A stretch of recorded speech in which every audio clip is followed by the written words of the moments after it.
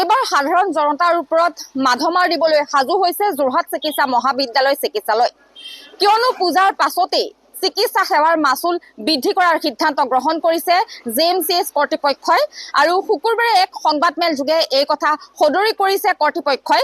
আৰু যদি কওঁ গুৰু অস্ত্ৰোপচাৰ 600ৰ পৰা 6000 টকা বৃদ্ধি পাব, পঞ্জীয়ন মাচুল 10ৰ পৰা 20 টকা হ'ব আৰু দৈনিক বেড চাৰ্জ 10ৰ পৰা 50 টকা পৰ্যন্ত হ'ব। এনেদৰে কেইবাটাও আছতে চিকিৎসা সেৱাৰ মাচুল বৃদ্ধি কৰিছে।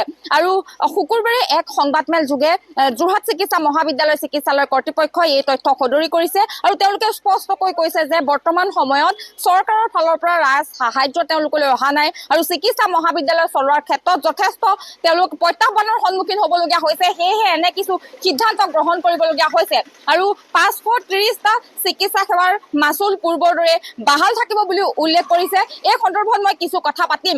দল সংগঠনে কি কয়, সাধাৰণ ৰোগীসকলে কি কয়, সাধাৰণ জনতাই কি কয়, এই সন্দৰ্ভত মই কথা পাতিম। বৰ্তমান মোৰ লগত উপস্থিত আছে অসম জাতীয়তাবাদী যুৱ ছাত্ৰ পৰিষদৰ কেন্দ্ৰীয় সমিতিৰ সহকাৰী সাধাৰণ সম্পাদক। তেওঁৰ পৰা কিছু মন্তব্য ল'বলৈ চেষ্টা কৰিম, কিয়নো সময়ে সময়ে যোৰহাট চিকিৎসা মহাবিদ্যালয়ৰ কিছু এনে অদ্ভুত আচৰণ জনসাধাৰণৰ বাবে বিপক্ষে যায়। এই সন্দৰ্ভত কি ক'ব? এইবাৰ পোনচাকে 600ৰ পৰা 6000 পৰ্যন্ত মাচুল বৃদ্ধি হৈছে। আচলতে চাওক, অত্যাৱশ্যকীয় খাদ্য সামগ্ৰীৰ আকাশলংঘী মূল্য বৃদ্ধিয়ে আচলতে জনসাধাৰণক কোঙা কৰি আছে।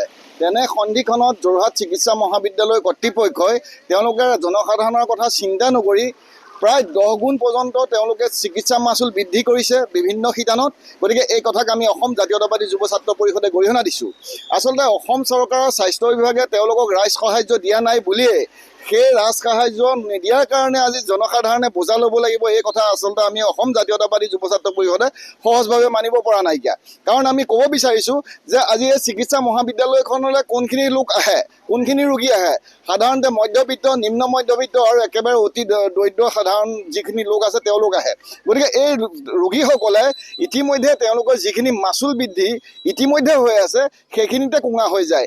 বিভিন্ন ক্ষেত্ৰত তেওঁলোক বিভিন্ন সমস্যাত পৰে। তেনে ক্ষেত্ৰত আজি যোৰহাট চিকিৎসা মহাবিদ্যালয়ে যিখিনি তেওঁলোকে চিকিৎসা সেৱা বৃদ্ধি কৰিছে আচলতে আমি এইখিনি সহজভাৱে ল'ব পৰা নাই। আপোনালোকে চাওক, অ'পেন চাৰ্জাৰী আগতে আছিলে 600 টকা, এতিয়া কৰিছে 6000 টকা, 10 গুণ বৃদ্ধি কৰিছে। আৰু তেওঁলোকে যিটো লেপাৰস্কপি চাৰ্জাৰী আগতে লয় 3000 টকা, এতিয়া 5000 টকা। এখন বিচনাত আগতে লয় 10 টকা আৰু এতিয়া তেওঁলোকে কৰিছে 50 টকা। ঠিক একেদৰে আগতে তেওঁলোকে ৰেজিষ্ট্ৰেশ্যন চাৰ্জ লৈছিলে 10 টকা, এতিয়া কৰিছে 20 টকা। পেয়িং কেবিন এটা তেওঁলোকে আগতে কৰিছিলে 1800 টকা, এতিয়া হৈছে 3000 টকা। যিটো পেয়িং কেবিন আজিকালি যিখিনি নাৰ্ছিং হোম আছে তেওঁলোকেই নলয়, 1800 টকাই নলয়। কিন্তু তেনেস্থলত আজি তেওঁলোকে 1800 টকাৰ ঠাইত আপোনাৰ 3000 টকা কৰিছে। সেইধৰণে বিভিন্ন যিখিনি আপোনাৰ গাইনী বিভাগ আছে, গাইনীৰ যিখিনি পেয়িং কেবিন আছে তেওঁলোকৰ আপোনাৰ 600 টকাৰ ঠাইত 1000 টকা কৰিছে।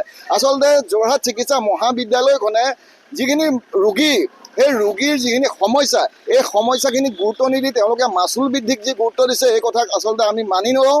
গতিকে কোনো পধ্যে আচলতে যোৰহাট চিকিৎসা মহাবিদ্যালয়ক আমি এই মাচুল বৃদ্ধি কৰিবলৈ কেতিয়াও দিব নোৱাৰোঁ। কাৰণ এটা কথা আপোনালোকে বিভিন্ন সময়ত দেখি আছে, যোৰহাট চিকিৎসা মহাবিদ্যালয়খন আচলতে এখন ৰেফাৰ চিকিৎসা মহাবিদ্যালয় হিচাপে পৰিগণিত হৈছে।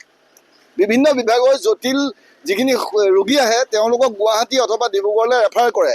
বিভিন্ন ৰোগীৰ সমস্যা আছে, বিভিন্ন সময়ত আমি এইখিনি উদাঙাই দি আছোঁ। তেনেস্থলত আজি চিকিৎসা মহাবিদ্যালয়খনে আচলতে চিকিৎসাৰ ক্ষেত্ৰত বেছি গুৰুত্ব দিব লাগিছিল নে আজি তেওঁলোকে মাচুল বৃদ্ধিৰ ক্ষেত্ৰত গুৰুত্ব দিব লাগিছিলে?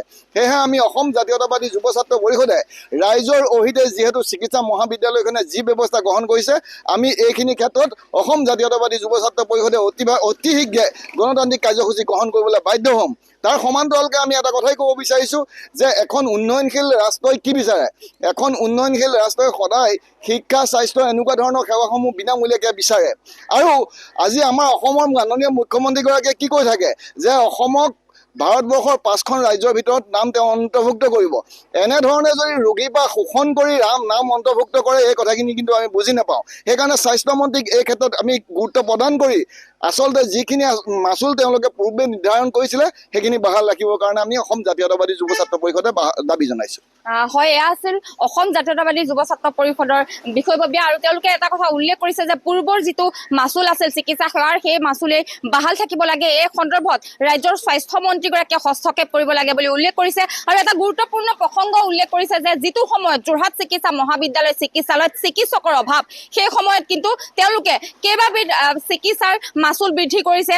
ফলত আমি এই মুহূৰ্তত আপোনাক ধন্যবাদ জনাব লাগিব। আমি পৰৱৰ্তী বাতৰিত পুনৰ আপোনাৰ সৈতে সংযোগ স্থাপন কৰিম।